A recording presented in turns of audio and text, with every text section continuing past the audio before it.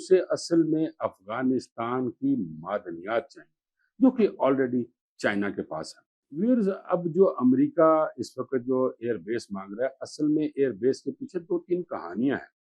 پہلی کہانی تو یہ کہ وہ چین کے جو میزائل بن رہے ہیں ان کے قریب پہنچ جائے گا اور وہ یہ دیکھے گا، ان پر نظر رکھے گا کیا صورتحال ہے۔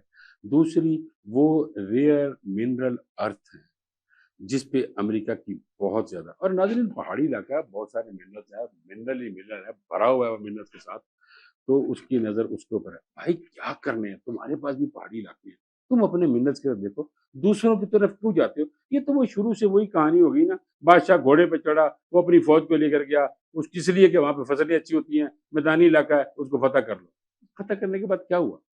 آخر دنیا سے چلے جانا ہے، رہنا تو ہے نہیں، لیکن آخر خدا کو بھی تو جواب دینا ہے۔ اگر ٹرمپ آج ایسی بات کرتے ہیں تو ٹرمپ نے اپنے خدا کو جواب نہیں دینا، بھول چکے ہیں نا، گمراہ ہیں وہ۔ مجھے وہ یاد آ رہا کہ غیر المغضوب علیہم ولا الضالین، یعنی جو گمراہ ہو چکے ہیں اور جن پہ عذاب ہوا، اللہ کا غضب ہوا، یہ وہ لوگ ہیں جس کے بارے میں ہم 5 وقت یہ بات کرتے رہتے ہیں۔